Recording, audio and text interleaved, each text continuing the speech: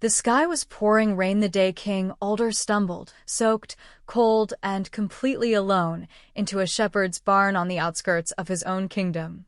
It was supposed to be a simple tour of the provinces, a ceremonial journey. But a sudden landslide had swept away his guard's carriage, and his horse had bolted. For the first time in his life, the king was without title, crown, or company. The barn was humble. The fire was warm. And a young man, clothed in worn wool and a gentle smile, offered the king bread and a blanket without asking a single question. "You're safe here," the servant said. "Do you know who I am?" the king asked, half expecting a bow or at least a startled expression. The servant looked at him, puzzled. "Does it matter?" That night, the king lay awake listening to the wind and the servant's soft humming as he worked by candlelight. For reasons the king couldn't explain, he felt at peace.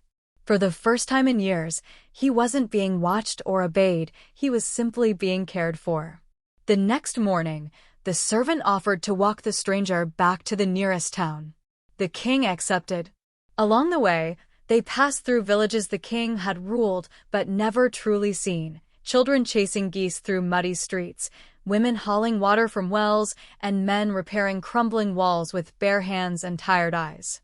At one village, they met a mother with a sick baby. Without hesitation, the servant removed his own scarf, soaked it in cool water, and gently laid it on the infant's brow.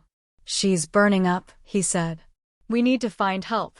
The king watched in awe as the servant carried the baby for miles without complaint, knocking on doors until a healer agreed to come. That night, they slept under the stars, the servant curled around the child to keep her warm. "Why do you care so much?" the king asked. The servant stared into the flames. "Because someone once cared for me when no one else would. And that saved my life." By the time they reached the capital, the king had changed. His boots were caked in mud, his beard overgrown, his heart softened. When they arrived at the palace gates, the servant turned to him. "This is where we part ways, friend." But the king stopped him. "No," Alder said, removing the hood that had hidden his identity. "This is where your journey begins." The servant's eyes widened in shock as soldiers saluted the muddy stranger beside him. The man he had given bread and shelter to was the king. "You treated me with dignity when I had none," Alder said. "You showed me more humanity than all the lords in my court. From this day forward, you will serve not as a mere hand, but as the voice of the people, my advisor and friend." Years passed.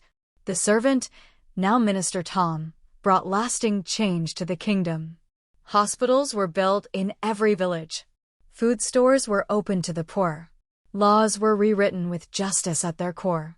And King Alder, once distant and feared, became known as the people's king.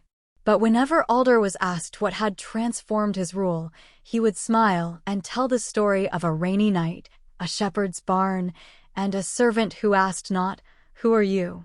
but rather, "Are you safe?"